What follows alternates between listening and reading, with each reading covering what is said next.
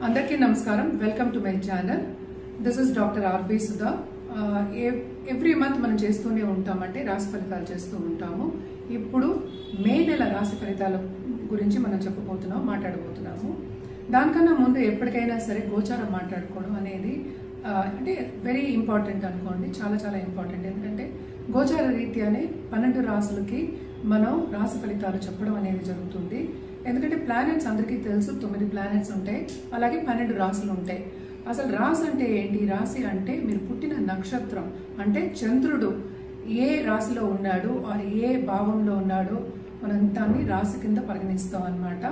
అంటే పుట్టిన నక్షత్రం బట్టి. సో అందరు రాశుల వారికి ఎప్పుడు ఒకేలా ఉండదు కదా, గ్రహాలు మారుతూనే ఉంటాయి. సో గ్రహాలు మారినప్పుడల్లా మనకి ఫలితాలు అనేవి మారుతూనే ఉంటాయి.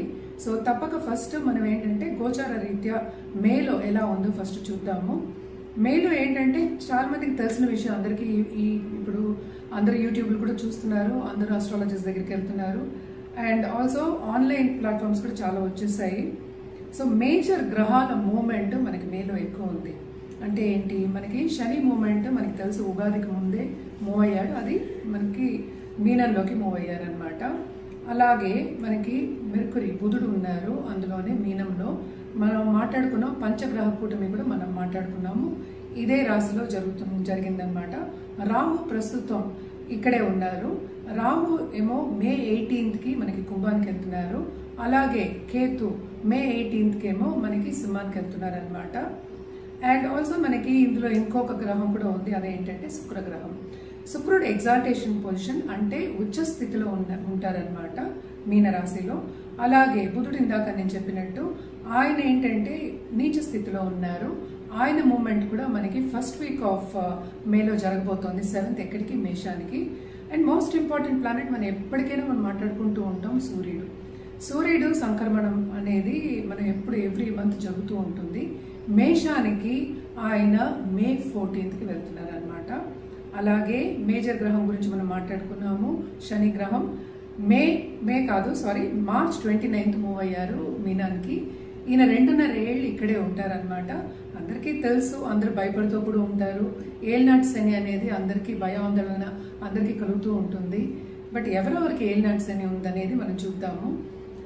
కుంభానికి అంటే మనకి లాస్ట్ ఘట్టంలో ఉందన్నమాట ఏలినాటి శని. అలాగే మీనానికి 2వ ఘట్టంలో ఉంది.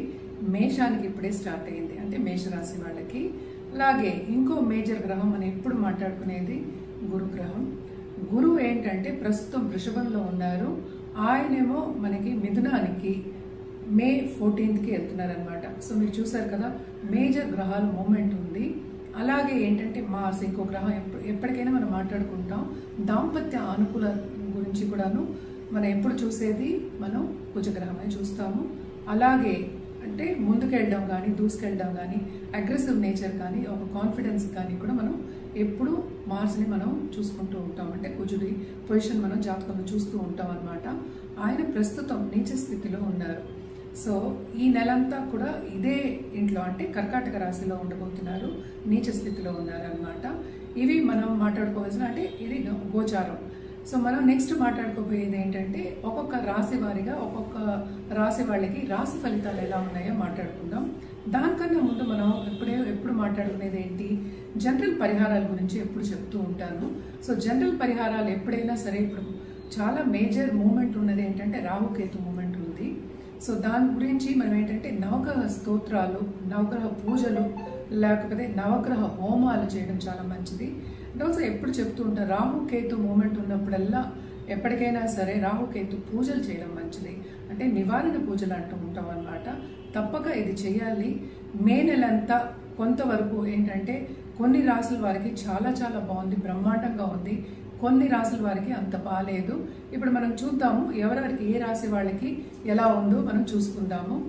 అండ్ పరిహారం విషయానికి వస్తే కనుక నవగ్రహాలు ఒకటి కాకుండా ఎప్పటికైనా నేను మాట్లాడేది శక్తి పూజలు చేసే వాళ్ళకి ఎప్పటికైనా స్ట్రెంగ్త్ అనేది చాలా ఎక్కువ ఉంటుంది. సో తప్పక పాజిటివ్ స్ట్రెంగ్త్, నేను చెప్పేది పాజిటివిటీ కూడా చాలా ఎక్కువ ఉంటుంది. సో నిత్యం మనం ఏంటంటే శక్తి పూజలు చేసేవాళ్ళు, అమ్మవారి పూజలు చేసే వాళ్ళకి ఎప్పటికైనా సరే చాలా బాగుంటుంది.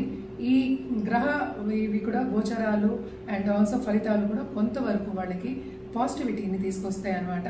ఎప్పటికైనా నేను అడ్వకేట్ చేసేది కానీ చెప్పేది కానీ ఎవ్రీడే నిత్యం దేవి పూజలు చేయండి అని చెప్తూ ఉంటాం అనమాట. శక్తికి మించింది ఇంకా దేవతలు లేరు నా ప్రకారం. సో తప్పక శక్తి పూజలు చేసేవారు, అమ్మవారి పూజలు చేసేవారు మాత్రం బాగా చేయండి. అంటే నిష్ఠగా చేసుకుంటే ఇంకా చాలా మంచిది. ఈ పరిహారాలన్నీ చేస్తూ ఉంటే కొంతవరకు బాగుంటుంది. చాలా మందికి తెలుసు మేషరాశికి ఇప్పుడే ఏల్నాడ్స్ అని నేను కూడా చెప్పాను. ఏల్నాడ్స్ అని మొదలైంది. సో ఫస్ట్ ఘట్టంలో ఉంది. దానికి పెద్ద భయపడవలసిన అవసరం ఏం లేదు. మేషరాశి వాళ్ళకి కూడా మిశ్రమ ఫలితాలు ఉన్నాయి. ఎందుకంటే 12వ లార్డ్ అని మనం చూసాము అంటే మనకి 3వ ఇంటికి మూవ్ అయినప్పుడు, అంటే జూపిటర్ 3వ ఇంటికి మూవ్ అయినప్పుడు ఇంకా బాగుంటుంది. సో ఏల్నాడ్స్ అని ఉంది అని భయపడడం కన్నా వెళ్ళి దానికి పరిహారాలు చేయడం చాలా మంచిది. మీకు ఇంకా ఏమైనా డౌట్స్ ఉన్నా కానీ, లేకపోతే మీకు మీ జాతక రీత్యా మీకు ఏమైనా అడ్వైస్ కావాలి అంటే కనుక తప్పక మమ్మల్ని సంప్రదించడం మంచిది. అలాగే మాకు జాతి రత్నాలు ఇచ్చేవాళ్ళు కూడా ఉన్నారనమాట. సో మన జాతి రత్నాలు కూడా ఎప్పుడు మనం చెప్పుకునేది ఏంటంటే ఒక రెమెడియల్ మెషిన్ పరిహారాల కిందే చెప్తూ ఉంటాము. సో జాతక రీత్యా మీకు జాతి రత్నాలు కావాలి అనుకుంటే తప్పక కింద స్క్రోల్ అయ్యే ఈమెయిల్ ఐడి అలాగే నంబర్కి సంప్రదించవచ్చు. ఇప్పుడు మనం మాట్లాడుకోబోయేది మీనరాశి వాళ్ళ గురించి. మీనరాశి వాళ్ళకి మే నెల ఎలా ఉందో చూద్దాము. మీనరాశి వాళ్ళకి మనకి తెలుసు శని నెత్తి మీదే ఉన్నారు, అంటే ఈ రాశిలోనే ఉన్నారు. అలాగే వీనస్ అంటే శుక్రుడు, మనకి బుధుడు కూడా ఉన్నారు. సన్ కూడా స్టార్టింగ్ ఆఫ్ దిస్ మంత్ ఈ రాశిలోనే ఉన్నారనమాట. సో సన్ మూమెంట్ అయిన తర్వాత టు సర్టన్ ఎక్స్టెంట్ వీళ్ళకి బాగుంటుంది. దేంట్లో మనం మాట్లాడుకునేదంటే దాంపత్య జీవితంలో, అలాగే interpersonal relationships and also long టర్మ్గా దాంపత్య జీవితంలో ఉన్న వాళ్ళకి కానీ, కొత్తగా పెళ్ళైన వాళ్ళకి కానీ అంత పరిస్థితి అనేది బాగాలేదు.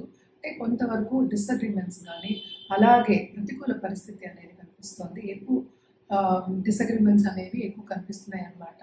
అలాగే కోర్ట్ వెళ్ళే ఛాన్సెస్ కూడా వీళ్ళకి కనిపిస్తుంది starting of this month. And also మనం చూసాము అంటే ఈ రాశిలో ఇన్ని ప్లానెట్స్ ఉన్నాయి కనుక మనం ఎప్పుడైనా సరే, సో ప్లానెట్స్ కాదు, ఈ రాశిలో ఇన్ని ప్లానెట్స్, అంటే ఈ రాశిలో ఇన్ని ప్లానెట్స్ ఉన్నాయి కనుక మనం మిశ్రమ ఫలితాలే మనం మాట్లాడుకుంటున్నాం అనమాట. అంటే ఏంటి, శుక్రుడు కూడా ఇంట్లోనే ఉన్నారు, థర్డ్ లార్డ్. సో ఎవరైనా క్రియేటివ్ ప్రాసెస్లో ఉన్న వాళ్ళకి కానీ, క్రియేటివ్ రంగంలో ఉన్న వాళ్ళకి కానీ తప్పక ఏంటంటే క్రియేటివ్ ప్రాసెస్లో ఉన్న వాళ్ళకి కానీ, ఆర్ట్ రంగం అనుకుందాం కాసేపు, ముందుకెళ్తారు అదే రంగంలో, తప్పక వాళ్ళకి బాగుంటుంది. ఎందుకంటే కెరియర్ డెవలప్మెంట్ మాత్రం బ్రహ్మాండంగా ఉంది, అసలు దానికి మాత్రం డోకా లేదు. ఫైనాన్షియల్ సిచ్యువేషన్ కూడా ఇంప్రూవ్ అయ్యే ఛాన్సెస్ ఉన్నాయి. ఇంటర్పర్సనల్ రిలేషన్షిప్ అలాగే హెల్త్ రీత్యా కొంతవరకు వీళ్ళకి ఇబ్బంది పడవలసి వస్తుంది అనమాట. ఈ నెల అంతాను ఆపర్చునిటీస్ అన్నీ వాళ్ళకి చాలా బాగా ఉన్నాయి. రాహు కూడా మనం చూసాము అంటే ఈ రాశిలోనే ఉన్నారు. 18కే కిందకి వెళ్తున్నారు కుంభానికి. సో తప్పక ఫారిన్ టచ్ ఉన్న వాళ్ళకి కానీ, ఫారిన్ అంటే ఆన్లైన్ బిజినెస్ అనుకుందాము, ఫారినర్స్తో చేసే వాళ్ళకి కానీ, ఫారిన్ వాళ్ళు అంటే వేరే దేశపు వాళ్ళు, వివిధ దేశపు వాళ్ళు మీకు పార్ట్నర్స్ అయిన వాళ్ళు ఉంటే కనుక తప్పక ఆ బిజినెస్లో కానీ ముందుకెళ్తారు. కమ్యూనికేషన్ రంగంలో ఉన్న వాళ్ళకి మాత్రం చాలా బాగుంటుంది. ఎస్పెషలీ మనం చెప్పేది ఏంటంటే యూట్యూబ్ కానీ, ఆన్లైన్ కన్సల్టేషన్ చేసే వాళ్ళకి కానీ చాలా బాగుంటుంది. ట్రావెలింగ్ అనేది చాలా ఎక్కువ కనిపిస్తోంది వీళ్ళకి కూడాను. అది పని రీత్యా అవ్వచ్చు, లేకపోతే కుటుంబ రీత్యా కూడా చాలా ఎక్కువ ట్రావెలింగ్ అనేది కనిపిస్తోంది. దాంట్లో కూడా శ్రమ ఉందన్నమాట. సో యాంగ్జైటీకి గురి అయ్యే ఛాన్సెస్ ఎక్కువ కనిపిస్తున్నాయి. ఎస్పెషలీ ఇంట్లో ఉన్న పెద్దవాళ్ళ హెల్త్ కొంతవరకు సెన్సిటివ్ అయ్యే ఛాన్సెస్ ఎక్కువ కనిపిస్తున్నాయి. వాళ్ళతో స్పెండ్ చేయడం కానీ, వాళ్ళని డాక్టర్స్ దగ్గర తీసుకెళ్ళడం కానీ, వాళ్ళకి మెడిసిన్స్ వేయడం కానీ, వాళ్ళని చూసుకోవడం కానీ, సంరక్షణ చేయడంలో కూడా చాలా మటుకు శ్రమ అనేది కనిపిస్తుంది అనమాట. సో కొంతవరకు దాంట్లో జాగ్రత్త తీసుకోవడం అనేది వెరీ వెరీ ఇంపార్టెంట్. మనం చెప్పేది ఏంటంటే ఇంటర్పర్సనల్ రిలేషన్షిప్స్ అంత బాగాలేదు. ఫైనాన్షియల్ సిచ్యువేషన్కి మీకు ఏంటంటే దారి చూపిస్తుంది మంత్. అంటే ఇది ఒక స్టెప్పింగ్ స్టోన్ కింద, అంటే మొదటి అడుగు వేసే ఒక నెల కింద మనం తీసుకోవచ్చు. ఆల్రెడీ బాగా సీజన్డ్ బిజినెస్ పీపుల్ ఉంటారు కదా, వాళ్ళందరూ టూరిజం ఇండస్ట్రీకి చాలా బాగుంటుంది. బట్ సీజన్ బిజినెస్ వాళ్ళందరూ ఉంటారు కదా, వాళ్ళందరికీ కూడా చాలా బాగుంటుంది. ముందుకెళ్ళే అంటే డబ్బు వచ్చే సూచనలు, ఫైనాన్షియల్ సిచ్యువేషన్ ఇంప్రూవ్ అయ్యే సూచనలు కనిపిస్తున్నాయి. ఖర్చు మాత్రం విపరీతంగా ఉంటుంది. ఎందుకు ఖర్చు పెడుతున్నావో తెలియకుండా ఖర్చు అవ్వడం అనేది కనిపిస్తుంది అనమాట. మనం పరిహారాల విషయానికి వస్తే కనుక తప్పక జూపిటర్ అంటే గురు కాళ్ళు పట్టుకోవడం very very important. So every Thursday గురువుని కొలవడం వెరీ ఇంపార్టెంట్. అండ్ ఆల్సో ధార్మిక కార్యక్రమాల్లో మీరు పాల్గొని, రిలీజియస్ కార్యక్రమాల్లో పాల్గొని, ఒక గురువుని మీరు గురువు కింద తీసుకుని అని ఫాలో అవ్వడం అనేది వెరీ వెరీ ఇంపార్టెంట్ అనమాట. ఎందుకు ఇవన్నీ చెప్తున్నాము? ఇస్ బికాస్ పాజిటివ్గా ఉండడానికి మనం చెప్తున్నాం అనమాట. So second half of this month to a certain extent Jupiter movement అయిపోయిన తర్వాత, గురు మూమెంట్ అయిపోయిన తర్వాత వీళ్ళకి బాగుంటుంది. అలాగే పిల్లల విషయానికి వస్తే కూడా లాంగ్ టర్మ్గా పిల్లలు లేరు, కావాలి అనుకున్న వాళ్ళందరికీ ఈ నెల అంత మంచి సూచనలు కనిపించట్లేదు. సో పరిహారాలు చేయడం అనేది very very important.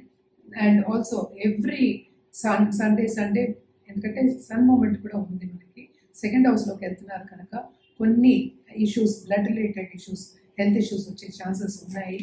So Aditya హృదయం ఎవ్రీ సండే చదువుకోవడం ఎక్స్ట్రీమ్లీ ఇంపార్టెంట్ అనమాట. హెల్త్ కుదుట పడుతుంది. హెల్త్ ఇస్ వెల్త్ అని మనం ఎప్పుడు చెప్తూ ఉంటాం. సో హెల్త్ చూసుకుంటే మిగతావన్నీ కూడా ఈజీగా చూసుకోవచ్చు. ఎవరైనా సరే నిత్యం చేయడం ఎప్పుడు మనం రికమెండ్ చేస్తూ ఉంటాము, కానీ కూడా మనం ఏంటంటే ఈరోజు చేయమని చెప్పాం కనుక, అంటే సండే ఆదిత్య హృదయం చదువుకోవడం, థర్స్డే ఏమో గుడికి వెళ్ళడం చేయడం ఇంకా ఇంపార్టెంట్. శని కూడానే ఉన్నారు కనుక తప్పక శ్రమ పెడతారు. ఏళ్ళనాటి శని ప్రభావం అనేది వీళ్ళకి ఎక్కువ కనిపిస్తుంది. సో అటు ఫైనాన్షియల్ స్టేటస్ కానీ అండ్ ఇంటర్పర్సనల్ రిలేషన్స్ కానీ, లేకపోతే శ్రమ కానీ, ఫెటీగ్ అంటాం కదా, అవన్నీ కొంచెం ఎక్కువే కనిపిస్తున్నాయి. కొంచెం పర్సనల్ డెవలప్మెంట్ మీద ధ్యాస పెట్టడం వెరీ వెరీ ఇంపార్టెంట్. ఒక ధ్యానం చేసుకోవడం కానీ, ఒక మంత్ర ఉపదేశం చేసుకోవడం కానీ, ఉపదేశం అంటే మంత్రం చేసుకోవడం కానీ, కంటిన్యూస్గా చాంట్ చేసుకోవడం కానీ, ఉపదేశం తీసుకోవడం కానీ, అలాగే ఏంటంటే మనం నిత్యం పూజ చేయడం కానీ, ఒక పద్ధతిగా ఒక డయట్ ప్లాన్ చేసుకోవడం కానీ వెరీ వెరీ ఇంపార్టెంట్.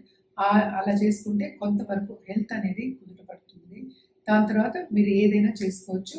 కొంచెం ఉత్సాహంగా ఉంటే ఇంకా ముందుకెళ్ళచ్చు.